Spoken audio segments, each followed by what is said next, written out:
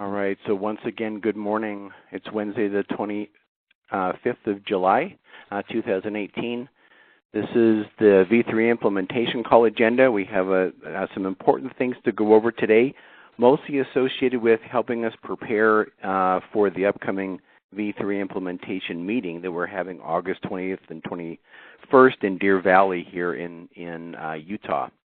Want to make sure that we have lots of background material behind us so that while we're there for that short day and a half, that we can have some very helpful meetings, and we'll talk more about that in just a moment. But let's go ahead and dig into the agenda if we could. Our first item on the agenda is that there have been some updates and revisions to the suggested list associated with eHistory 08, so medical surgical history. And I will, let's see if I'll go to the website and just remind folks of where you find those lists. So if I go to the opening page on the NEMSIS website under Technical Resources, go to V3 Resources, and here are the suggested list, the values that are either in the form of ICD-10 codes, LOINC codes, SNOMED codes, or RX norm codes for medications. All those short lists can be found here, the suggested lists that allow us to have a shortened list than just all the possible codes. I'll bring up the list that's associated with eHistory 08. It's found right here. There's been some requested revisions to that suggested list. So again, this is a very extensive suggested list. Of course, a patient could present with any type of medical or surgical history, so this list is quite long. We do have a change log associated with this suggested list found on this third tab, and these are the ones that I just want to mention, some changes that have happened just in the last few months. We had 3 codes on this list that you find under the first tab that included a value for this fourth place after the decimal. Basically, this is a digit that is used to identify whether this is an initial encounter with this patient or a subsequent encounter. The pattern that's associated with eHistory 08 does not allow for that fourth place.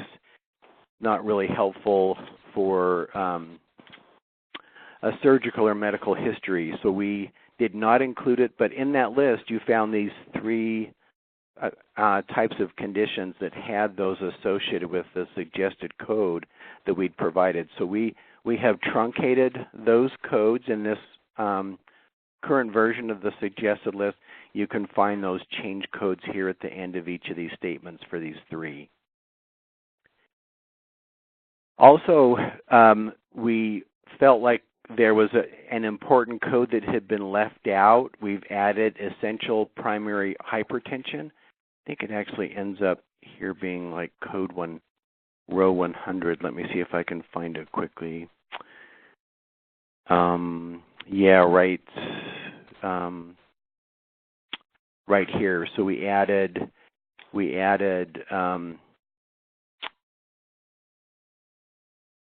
row 99. We had a field in here for pulmonary hypertension, but not one for the more common condition of just essential or primary hypertension. So we've added that code to the list, and that's represented on the change log. So those are changes that have happened. Wanted to make sure that the vendors were all aware of that. Of course, these are suggested lists, and so they were, of course, not mandated. Many states use additional codes or different codes. Some states stick with these suggested codes, but wanted to make sure that these changes were known among all the vendors. We really don't have a formal process for kind of alerting folks to these changes in the suggested lists, but we'll go ahead and send out this new list on the Google group today so that there'll be a wider kind of understanding of why those changes were made. And in the future, if we end up trying to make these lists more defined and more commonly used across the country, then we can come up with a more formal process, I think, for revisions to this or changes, and ensuring that those are recognized by all of the vendors. Any questions related to these changes?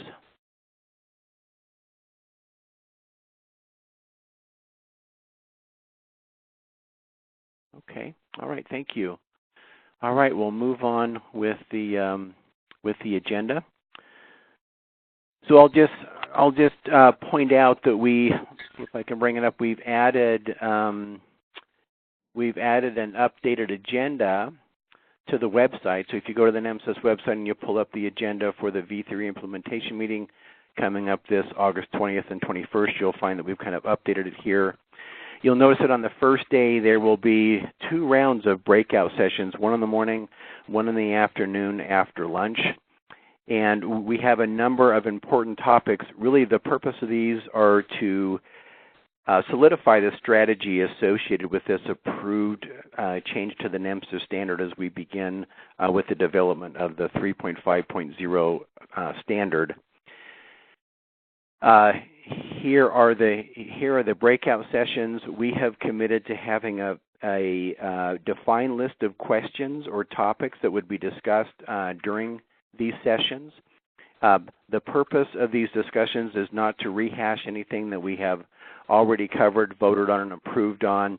The idea here is that if there are any technical types of questions or some approach that should be taken or discussed that's not quite clear, this is your chance for each of these topics to join this breakout session and then be able to talk through the actual implementation, the strategy of implementing each of these topics.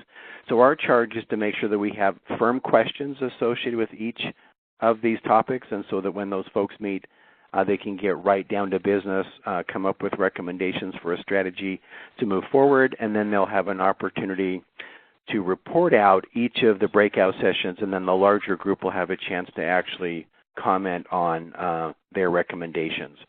So what we'd hoped to do today is to begin to walk through each of these and formulate the questions as best we can. We've put together some initial questions and topics under each of these areas. Want to refine those on this call and the next call.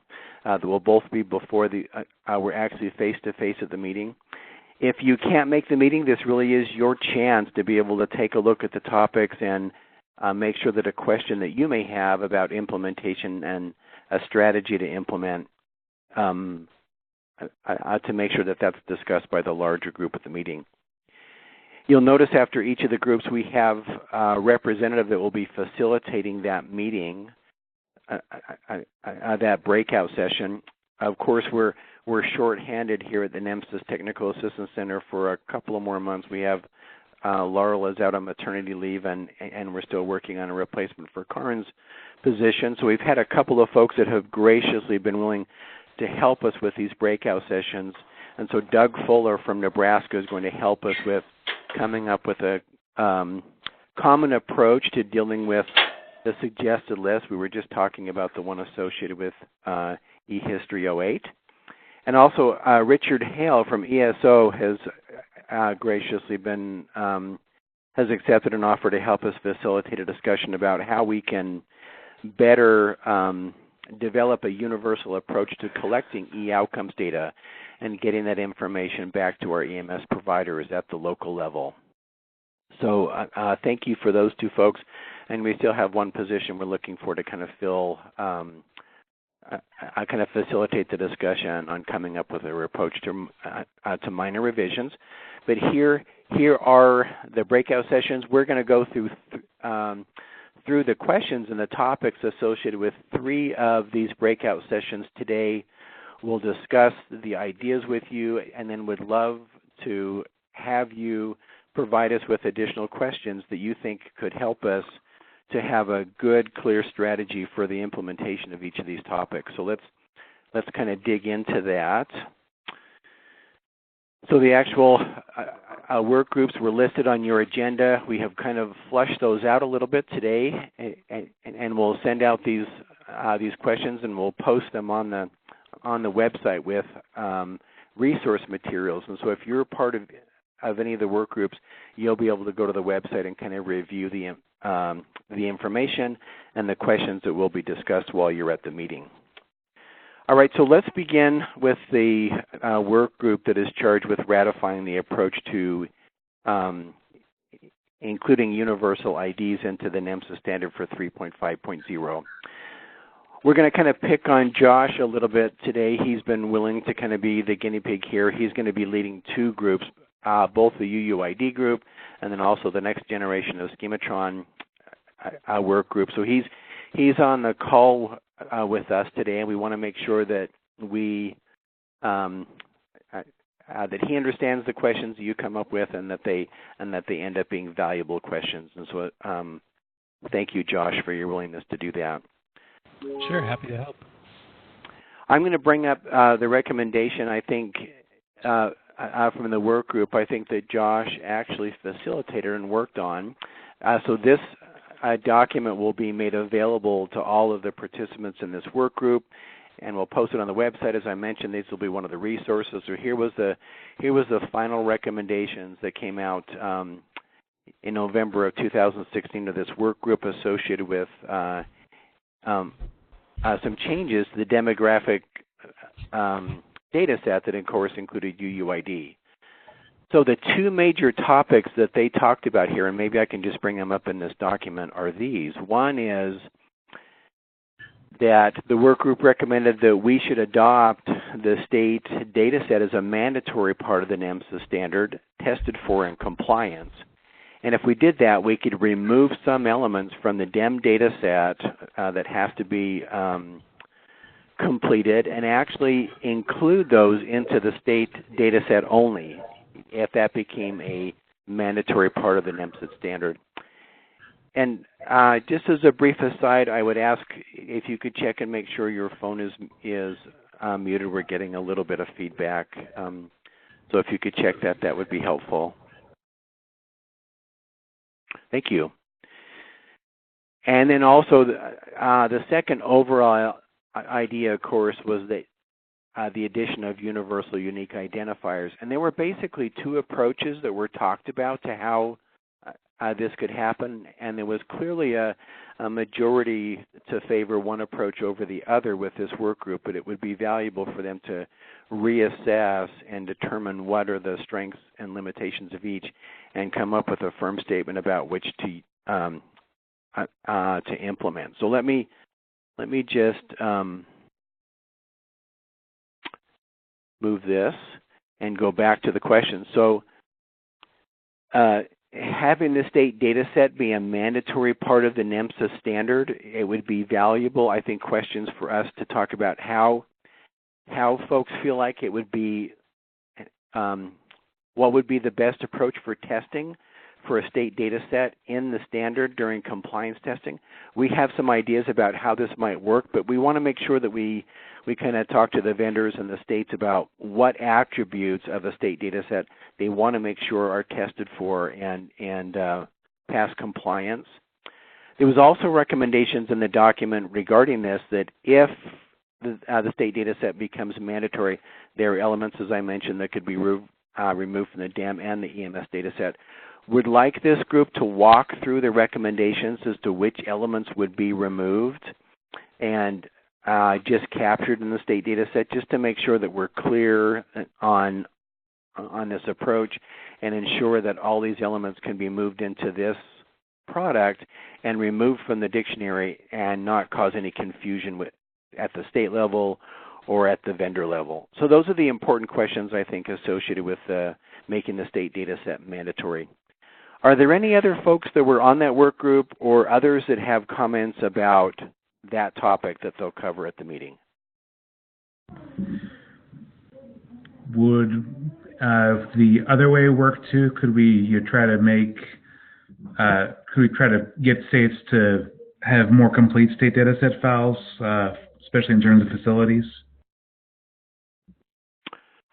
Right, yeah, there's a whole piece of education. That's a great question, David. There's a whole kind of change that we'd have to make here in regards to state education if this became a mandatory part of the standard. So we would work on that. That's a great question. Thank you.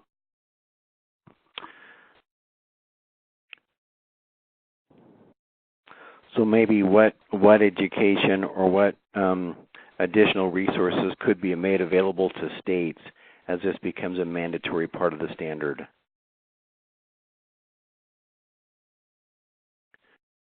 All right. Other questions?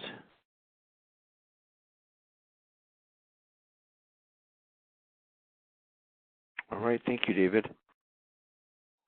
All right. The second part of the recommendation from the UUID work group in 2016 was how to implement a universal unique ID in the standard, and there were two options. One was just to have this new UUID take the place of the correlation ID that's currently used in the NEMSIS standards. That's option B.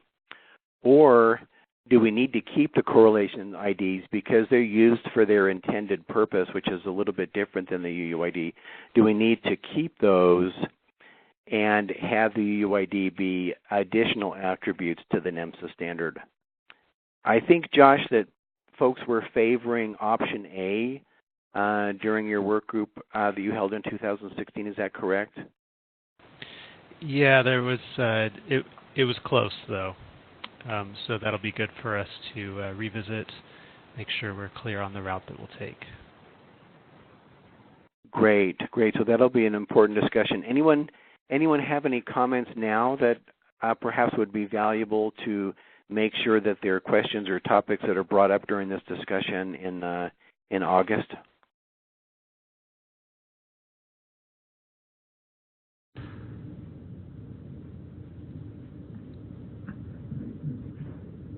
I think it'd just be a little bit wasteful to have an extra attribute that they would look very similar, and they have different purposes on paper, but they're both just IDs. So, in one file, how many IDs do you need for the same thing? Just kind of a practical thoughts. Right. Yeah. Thanks, David. So I'm sure that will be part of the discussion during that work group as to what's really the value added by adding another set of attributes that provide identification. So thank you. Other comments related to any of the thoughts associated with including a universal unique ID? All right. Okay. Let's move on to the next work group. Josh is also going to lead this work group. This is the name of this work group is the Next Generation Schematron Business Rules. As folks probably know, Josh interviewed a lot of folks. He actually completed during the spring an assessment of how well we think the Schematron process is working.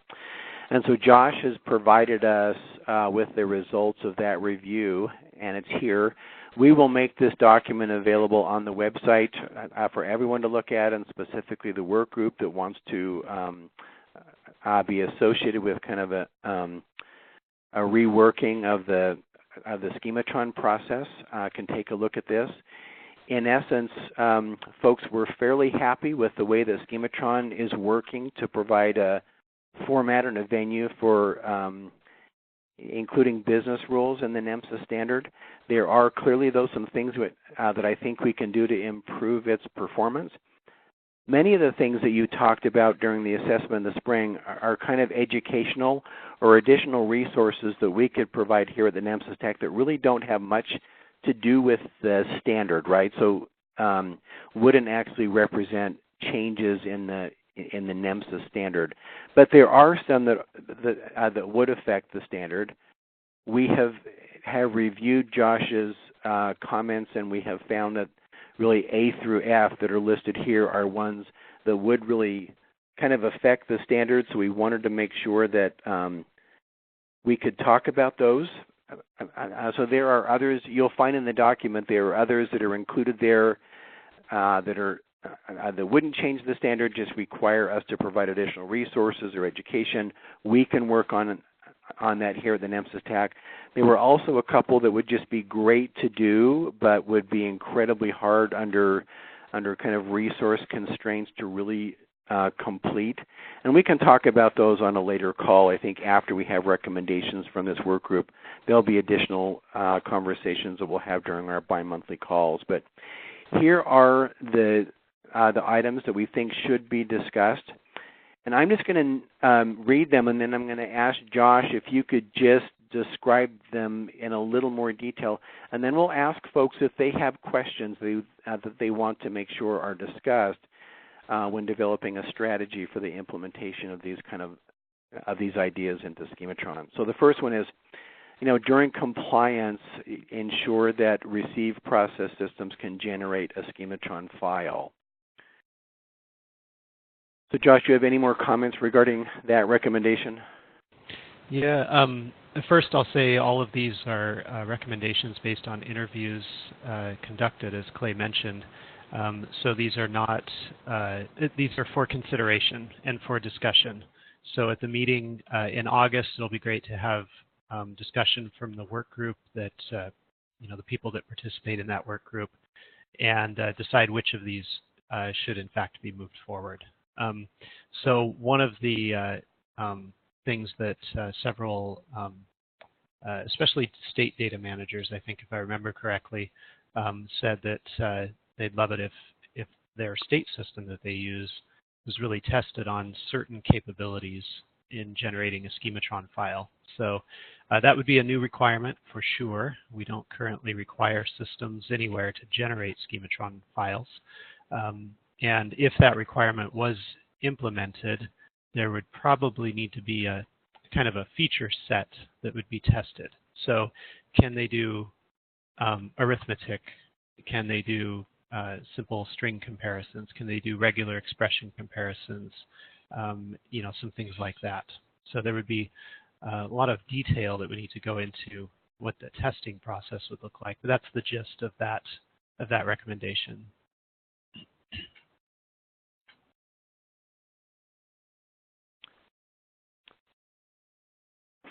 From the state data managers, or even from the vendor point of view, any other topics that should be discussed under that idea?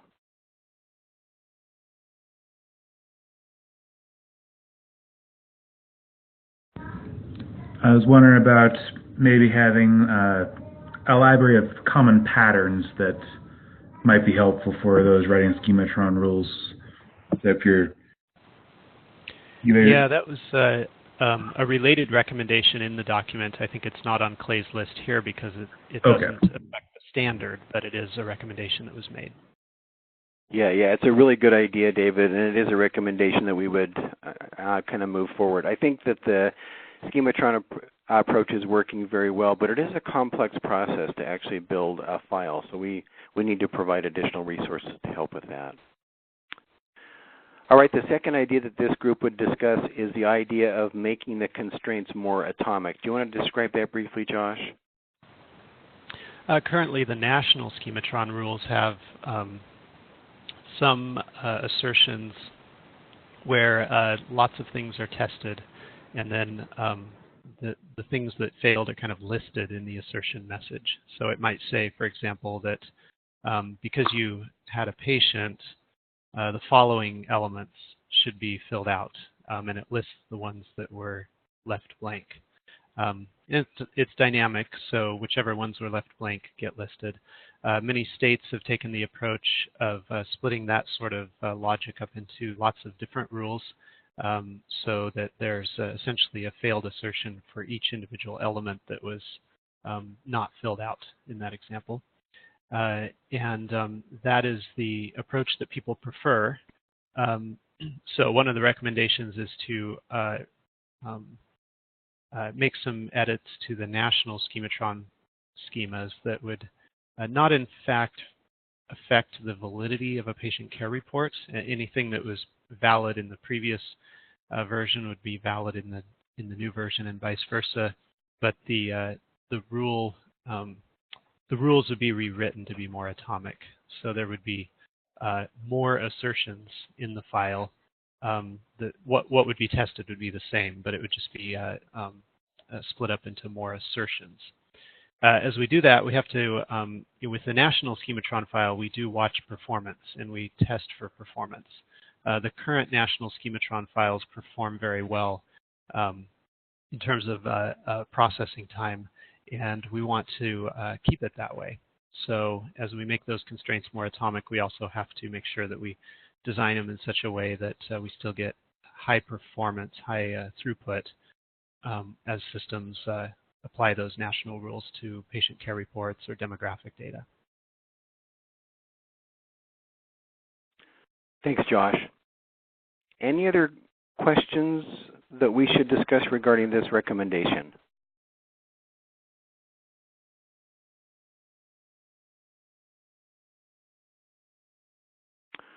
Okay, super. And if something jumps into your mind between now and the meeting, please feel free to just pass it on to me via email. We'll make sure that it's discussed by the group. Right. Item C is to identify conditional constraints for every national element. Can you describe that process, Josh? Yeah, as I reviewed state schematron schemas, one thing I recognized was that a lot of the rules in state schematron schemas are actually rules about national elements. And that means potentially those rules could be in the national schematron schemas and wouldn't have to be repeated in every state schematron schema. The national schematron schemas do have a lot of rules applying to many of the national elements. But the recommendation here really is to actually do a methodical walkthrough of every national element in the data standard and say, does this element need to have any rules around it? Many of the rules would focus on just times where the element should not be left blank. And those are usually conditional. You know, you had a scene, therefore this element should not be left blank, or you treated a patient, therefore this element should not be left blank. All right, buddy, I'm back in here. So it would be to walk through element by element, do a methodical review, and add in anything that's currently missing into the national schematron schemas. If we do that, that should allow states to somewhat reduce the amount of things that they're checking for in their state schematron schemas. Would that be all national and required and mandatory elements? Right. Yeah. Every national element required and mandatory. Okay. And I anticipate that some of the mandatory can never be left blank. The schema, the XML schema says so, but there still could be other constraints about mandatory elements. Then with required elements, many of those may have to be warnings, not errors, so that we do allow that flexibility at the local and state level, or allow just for real life scenarios where a piece of information is just not obtained. So we'd have to look at that. How about something about contradictory information, like if they say that there's no cardiac arrest, but they did CPR or something like that? Yeah, we currently have a rule in the national schematron schemas that catches that specific example. But yes, it would be good to just methodically walk through every element in the data set, make sure that we catch those for perhaps other areas where we haven't yet created something. Is that part of the recommendation document, or is for this list perhaps, or? What do you mean? Is that covered by this A through F, or? The idea, David, of kind of a contradictory kind of entries. I don't think that's in the document that Josh prepared, but it's a good thought. So we could look more carefully not only at kind of conditional that you'd expect, but also contradictory conditional that you shouldn't be there, right? Yeah, it's going to fall into item C here from what Clay is showing on the screen. For example, currently in the national schematron rules, we have some rules that say that if you picked none, then you can't also have some other value. And that applies to things like delays. So if there was a delay of none, then you can't also say that there was a traffic delay or an equipment failure. That's currently in the national schematron schemas. But if we do a methodical walkthrough of every element, we may find others that we have not accounted for yet. Okay, so Josh, this is Sharon in Nebraska, and I have a question about that. The national schematron, when exactly is that ran? It was my understanding that when our software provider sent it to NEMSIS is when the national schematron ran. Is that correct? It should be run in the local agency software when the PCR is being finalized. It should be run in your state system when you receive the PCR, or receive a record, whether it's PCR or demographic data. And it should be run again in your state system before you send it to the national database. The national database will also run it when it receives data. Okay, so it's run several times. Okay. Yeah, right, local, thanks. state, and national. Okay, thanks. Yeah, good question, Sharon. Thanks for that reminder. That's important.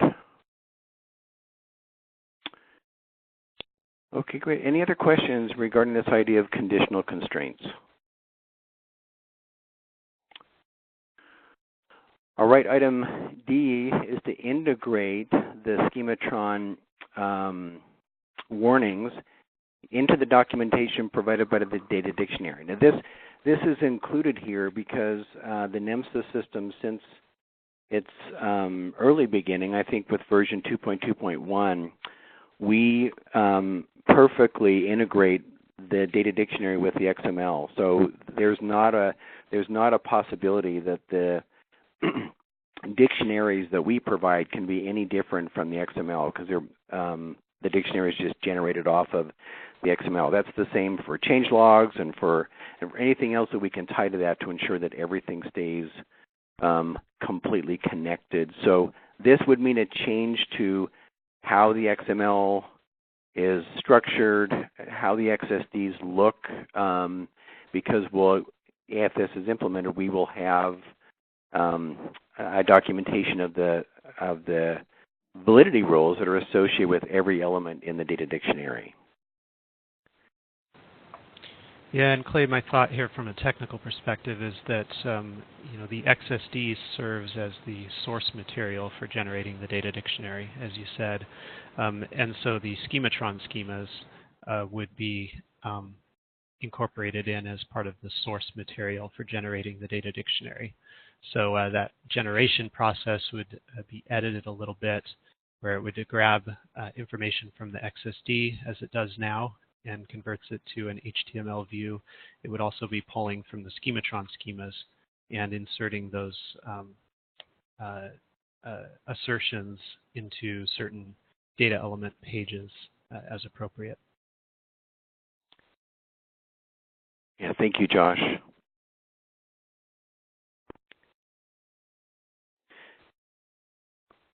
Your description is much clearer than mine. Also, I guess I would mention here, one of the questions that we would probably address, for example, is there are some schematron rules that apply broadly to many elements. For example, there are rules about the nil not value attribute and pertinent negative attribute combinations. Certain elements where if it's empty, it has to have XSI nil equals true, and it has to have a not value. So, one of the questions would be for those schematron rules that really apply to, broadly to elements, do we list them on every single element page where it applies, or do we have a page of the data dictionary that contains that handful of rules that are more kind of global rules, some things like that, kind of some style approaches that we'd want to look at.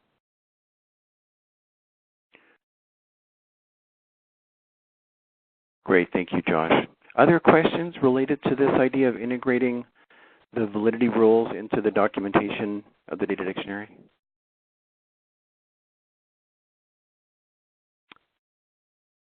Okay, great. Item E is a change to our web services. Do you want to define this, Josh? You'll probably do a much better job than I do. Yeah, actually, this would be a change to the WSDL, so it would affect all web service implementations, including the national web service, but state-level web services as well. Currently, if multiple records are included in a data submission, the WSDL is structured in such a way that it can give a return code that says something like their data was accepted, but some records were rejected because of errors. But the WSDL structure doesn't define a way to list which records were accepted and which ones were rejected. Related to that, we've seen many systems have implemented an approach of either accept all or reject all. So if there were 10 records in a submission and one of them had a schematron error, the system just rejects all 10, rejects the entire submission because there's not a, well, I say because there may be multiple reasons, but one reason may be that there's not a clean way defined in the standard to communicate back to the submitting product which of the 10 records was rejected and which ones were accepted. So that's the proposal there, is to add a structure to the web services, the SOAP messaging, that allows a record-by-record accounting of what was accepted and what was rejected. Hopefully paving the way for state systems and the national system to consider accepting data record by record rather than rejecting an entire submission just because one record had an error. Sorry, this is Richard with you. So shouldn't the conversation also just maybe involve mandating single record submissions? Yeah, that's another alternative. You know, I mean, it's a lot of song and dance for something that could be solved by moving down to a single record submission, and then, you know, all in all, your performance requirements become a lot less of an issue too. Yeah, single record submission has certainly been put out as a recommended best practice. Just submit one record per transaction. And if we're opening NEMSIS XML schema allows for multiple records in an XML document, and that makes sense in many other ways. Like if you're generating some data for some other use, you know, to send to a researcher or something, you may want to create a document that contains a bunch of records. So yeah, if we take that approach, then we need to talk about how do we enforce that in a web services transaction and still allow the schema itself to allow multiple records in a document. That's kind of at least the direction I would think we would want to discuss to figure out those nuances. It seems like there's a whole other working group around enhancements that could happen to that web service, including things like callback URLs, you know, modernizing it to the extent possible. Yeah, good thought. Yeah, I mean, that's a good that's thought. kind of thing. Like, if you're going to crack the code on that, like, there's a whole lot that could be done on it. That, I mean, it's extremely weak right now. Yeah, so that may be a good thing to consider. I don't know, Clay, how much room we'll have for additional work groups here in August, but I can see it being valuable to look at the national WSDL, look at that structure, and like you say, Richard, consider modernizations. Yeah, and I'd say, like, maybe even defer letter E here until you have that larger discussion. Because it's going to be really hard to keep focused if we open up the web service for attack. Yeah. Okay, yeah. Okay. Yeah, good thought. Thanks, Rich. Other comments about this idea or the idea of other potential enhancements to the national WSDL? It got brought up before about, you know, whether there was, you know, room for passing scores or stuff back through either the schematron or the WSDL. Just wanted to see if it's anything still floating out there. Yeah, that's been floating around for a number of years, and I think Rich mentioned that as well. Yeah, so I think this idea of if we're going to open this up, kind of having a broader conversation is valuable.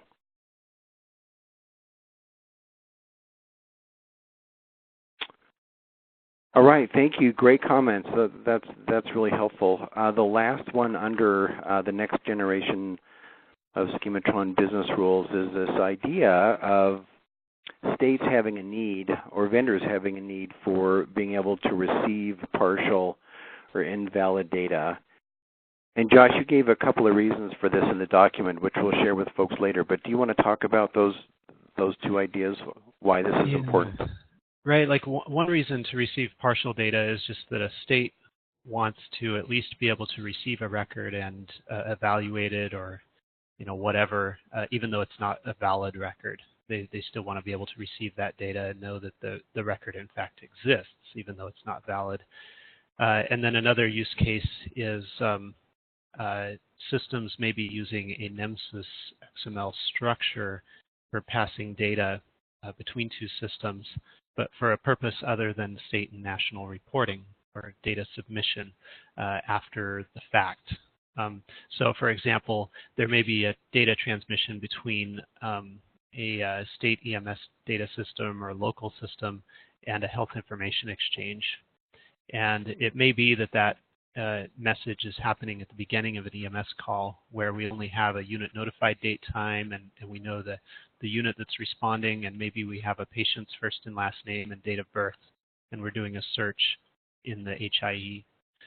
So at that point, the record's not complete, and so it's certainly not valid. It's missing all kinds of data that would have to be there to make it valid.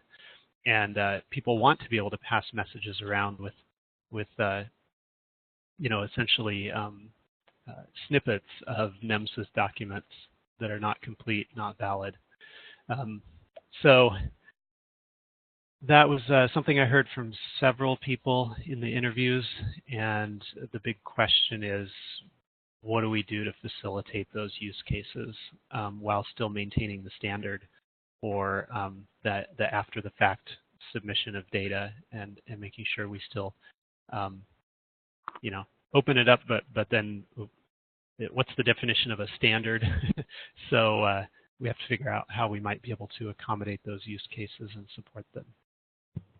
Isn't pass-through and grading using the Schematron rule set really just a feature of an implementation? And I'm not really sure it's within the purview of this group to dictate an implementation detail such as that, or a feature. Like, you just want to have a standardized way to do it? Is that what you're asking for, Josh? The Schematron guide says that systems are required to reject data if it has errors or fatals, and they are required to accept data if it does not have errors or fatals. So it may just be a change to the documentation, or it may be that in the documentation we acknowledge that those requirements are for stuff that's going to be flowing eventually to the national database, or something along those lines. I don't know, but currently the documentation is very precise and says that if a record has errors or fatals, the receiving system must reject it. Yeah. I think that'll get a few giggles. What do you mean? I mean, that's not... Yes, that is true, and that's the letter of what the Schematron should do, but I think every single implementation for every state repository has had one or two exceptions to that rule. Interesting. Right, and I think it's important, Rich. I think you bring up a great point. I think it's important. NEMSIS is kind of growing in so many different ways and so many different directions that we need to do our best to maintain the standard, and part of that is defining how it can expand, right? So that we can try to keep a little bit of an understanding of how it is expanding. So as Josh appropriately mentioned, maybe it's just a change in the documentation that we provide. Yeah, I mean, it's a little naive in general there, and I think that was just sort of the best case foot forward back in the day. But I mean, with the ability for a state to make a sudden change to a schematron file, and the expectation that every agency under that state's purview is going to make that change instantly, and we're not going to want to have some of that data at national after that change, that's not really reality. So I think, yeah, you're going to have, I think, some extension or modification to that component, or even just removal altogether about the rejection, the cold blood rejection from the web service for that use case is probably warranted. Okay, yeah, good thoughts. So that's the sort of the things that we'll want to kind of chew on in the work group. All right, any other questions regarding this final idea? All right, so, yeah. Hey, this is Dan. I was just wondering, in general, I guess, Josh, are you proposing that all of these schematron changes would be part of 3.5, or would this initiative be independent of that? These are with a view to NEMSIS 3.5. However, Okay. as I said kind of at the top, they're for discussion at this point. So Sure. Yeah. No, there's a lot of questions, but yeah. Okay, just wondering. Yeah, Dan, and we'll make available in a separate folder on the page where you go to access the agenda and the other stuff for the meeting. We're going to have 8 folders, and we'll have the in this folder we'll have the final recommendations from Josh's work over the spring, so they can be reviewed in detail. And if we want to talk about this on the next call, that would be great. The more we can focus this down on issues that are most important for us to discuss face-to-face, then the better. So we have a packed agenda for the meeting, so that would be valuable. Okay, great. All right, just the final work group. We don't have a facilitator yet associated with this, but it is this idea of devising an approach for minor revisions. This is kind of resurfaced because I think this spring, working with NEMSIS, we kind of came up with a process for the scheduling of a major release to NEMSIS. So there's now a 5-year process that's in place, and you can go to the NEMSIS website to look at that timeline. And I think there's some consensus growing around that 5-year process. Also, an important discussion to include there, I think, is even with this 3.5.0 that we're talking about now, there are a number of revisions that have been approved that are just really minor, right? So they're definitional changes or spelling changes, probably things that most of the vendors have implemented anyway, speaking again to what Rich said. But of course, we need to do our best to maintain a standard that people can look at and feel like it's always current, and they don't need to be making these changes because the NEMSIS TAC and the NEMSIS project is on top of it and wants to go ahead and implement that across the country. So this idea, again, of coming up with a minor revision release system or process that is spread out during that 5-year period would again be valuable. I think there's discussions have been raised about that again. Now there is, let me see if I can pull it up. So in 2016, we did work on a document together where we came up with what was defined as a major release versus a minor release. So we have recommendations that would signal that this is a minor release, what could be changed in a minor versus a major, and in a critical patch. I think this needs to be discussed by this work group and maybe flushed out a little bit more. Some of these items that are listed here are broad and encompassing, and we perhaps need to be a little bit more clear about what could be changed in a minor versus a major. So the questions that are on the table for this work group right now are, what constitutes a minor revision? And I just listed those 4 things that we came up in 2016 that would constitute a minor revision. What could be a schedule for these minor revisions? And when we've tussled with this in the past, the major kind of issue here in our minds has been that for the state level, any kind of revision feels like a major revision. There's much work that they need to do, even if there's minor changes. And so maybe it would be valuable within this group to discuss a little bit about what could be provided to vendors from the NEMSIS Technical Assistance Center, or what should vendors provide to states or to agencies that would help kind of minimize the impact of having these more frequent just updates that all agencies are receiving now from their software. But how can we be a part of that and ensure that these minor changes that just keep us all on the same page can be made without major disruption?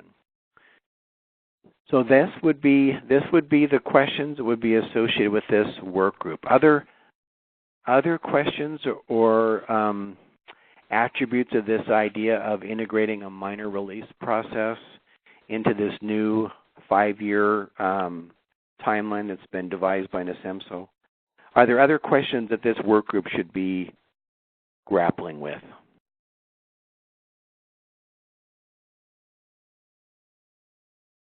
Clay, this is Jeff. You may want to also roll into this a discussion of the critical patch process, because that's a much more impactful change on everyone involved. Okay. Fantastic, and that would be valuable to clarify as well. So we'll include that in the scope of this work group. Okay, great question, Jeff, or a great comment, Jeff. Thank you. Other questions or other things that should be approached by this group?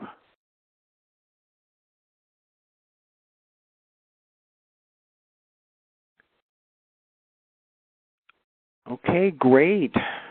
So that hopefully gives everybody a flavor for the type of discussions that will be held during our meeting. At least for these 3 groups, we'll go through the other 5 groups next time on the call.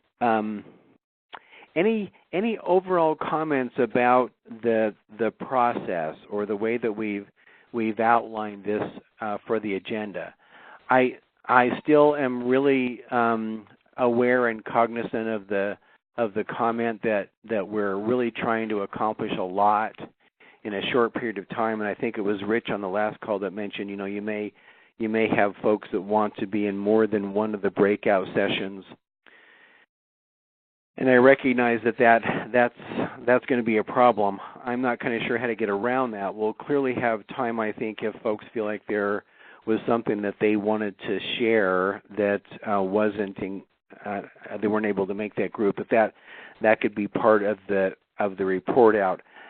Another thing that we've been discussing related to this is maybe the idea that we'll have voting like we did last year, where you can just go on the web and do some voting associated with the recommendations of these groups. And perhaps there could be a mechanism whereby you just indicate that you have additional thoughts that should be discussed regarding this topic, and then maybe we could ensure that we contacted those folks after the meeting, and if there's a need to kind of rally a call, around that topic, we'll have from August through May of 2019 to get this all down. So we'll have lots of calls, I think, even based on the recommendations of these groups as we move forward through time. So we'll try to see if we can even develop a process whereby if you feel like, wow, you had important comments associated with this topic that you aren't hearing in the report out, that you could indicate in a survey, and we could reach out to you and make sure that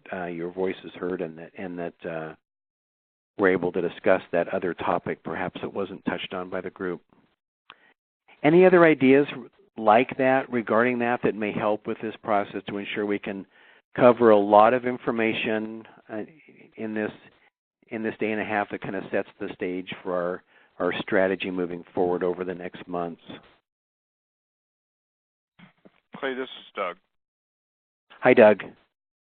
Hey, I guess I just have a question yet. We in Nebraska really do not know officially yet, one way or the other, if 3.5 officially exists or not. So if that has not been approved by NHTSA, and we go into the NEMSIS meeting coming up in August, and there's things that do you anticipate things coming up at the NEMSIS meeting that would affect whoever's deciding about, I'm assuming it's NHTSA, assuming about the current data set? Are we going to be changing things that requires NHTSA's reapproval? Yeah, great question, Doug. So let me just touch on a couple of comments, and then let me know if I've kind of missed the mark. So we did have that second special call that was held by the board of directors at NESEMSO, where during the first call they weren't able to actually have the necessary votes available to determine whether or not the recommendations of the DMC could be ratified. In that second meeting, a week later on that Friday, I forget the date, they actually did have a quorum, and they voted to ratify the recommendations of the DMC as were written, and that was that all of the suggested changes that were marked as agile should move forward. So this is part of that process, right? So so that being said, I mean, for example, even under the breakout sessions you're seeing at 9:15 a.m. on August 20, there's one called late breaking revision requests. So we've even had requests that have kind of come up through this process that weren't formally reviewed. But my feeling is, Doug, I think we have everything from NHTSA or from NESEMSO to move forward. I think if we feel like there are pieces of this that weren't included in that vote, that ratification, or other things, then we may have to seek additional approval. But I think we have approval to move forward with most of what was brought up and marked as agile. Does that answer your question, Doug? Sort of. I think you're leading up to an answer. Let me put it that way. To me, NHTSA is the boss. Okay. Mm-hmm. NESEMSO is a great advisory group. We're great leaders in the country. We know what we're doing. But essentially, NHTSA is your boss, and NHTSA is kind of, the boss of the country in EMS. It's going to have to authorize this data set, in my opinion, not NESEMSO. Am I wrong in that? No, that's a great comment, and I'm just checking real quickly for participants to see if Jeremy's on the call with us. He was going to try to make it, but I don't see him on the call. What I can say is that NHTSA has fully endorsed the recommendations of NESEMSO thus far, so I think they have just gone ahead and said, Clay and team, push forward based on those revision requests marked as agile. Whether or not kind of there's a final vote after that, or if there's any other kind of comments that come from NHTSA, we're just charged with moving forward. I can tell you that they're going to have a full group of folks at the meeting in August. So Jeremy's coming out, John's coming out, I think Dave's coming out. So they're going to all be there, and they want to be a big part of this. And so I think we just have a charge to move forward. I don't get from them that there's another level of review or of approval necessary.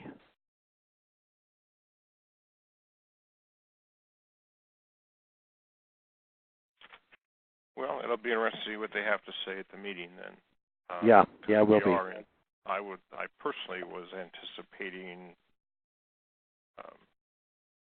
listening to the data manager's conversations and the director's conversations that there would be something from NHTSA.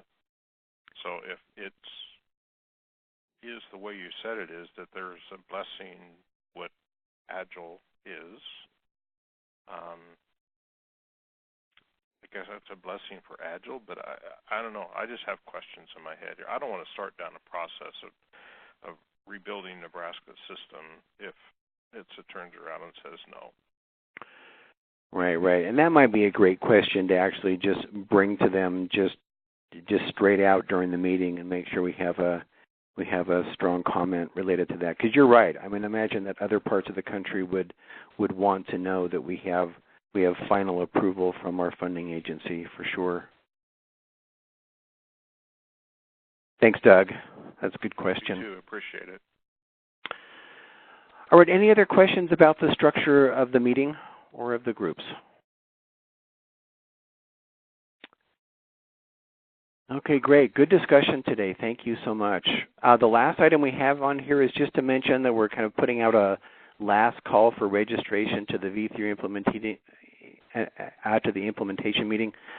Bridget, I'm going to put you on the spot here in just a couple of minutes. Maybe you could just speak to how many registrants we have, and I know we have just a couple of rooms left at the room rates that the hotel's offering, I think, of $130 per night. Can you speak to that a little bit, Bridget? Is that okay? Absolutely. It looks like the latest rooming list I got this morning, we have 3 rooms left in the block. So if you guys are going to book your rooms, make sure that you do. Once those rooms out of that block are actually booked, then we take the risk of the hotel selling out and those group rates not being available. So make sure that you get it done if you have not done it yet.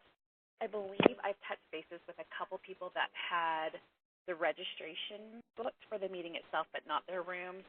And those are, I think, pretty much handled and coming in. I think we have one person that does not have their room yet. It looks like on our registration for the meeting itself, we're close to about 45, almost like 47 people, it looks like. So we're getting really close, and we're right up there where we need to be to make sure that we get everything handled and taken care of. All right, fantastic. Thank you, Bridget. Yeah, you've done a great job with this. I appreciate all the work that you and Lisa have put in to make this happen. We have some great kind of activities for the evenings. I think that will be a lot of fun, and then I think we have some great material for the meeting. So this should be another great meeting. And I think once we get all the NEMSIS folks up there, we'll be up in probably the low 50s in regards to numbers, which is just great again. That means there's a lot of people with a lot of interest and can help us to steer this correctly. So thank you for the time and resources you'll expend with us. That'll be very helpful. All right. If you have any questions regarding registration, if there are still states that are kind of waiting for final approval and that just hasn't come yet, clearly we're a month away, and so that could clearly be the case. If you just want to contact myself, Lisa, or Bridget directly, and we'll see if we can help to make some accommodations if you're still kind of in a holding pattern. We're happy to help with that. All right, great. Any other kind of open discussion items that folks wanted to have an opportunity to discuss on this call?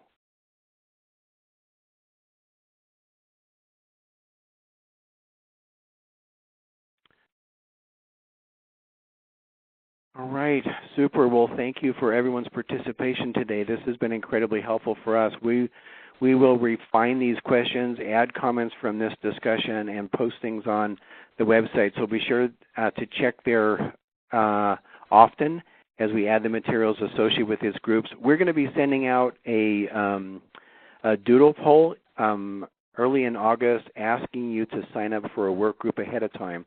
We want to make sure that there's some consistency in talent and in numbers in each of the groups, and so we may be doing some finagling. So look forward, if you signed up for the meeting, to being asked to complete that doodle poll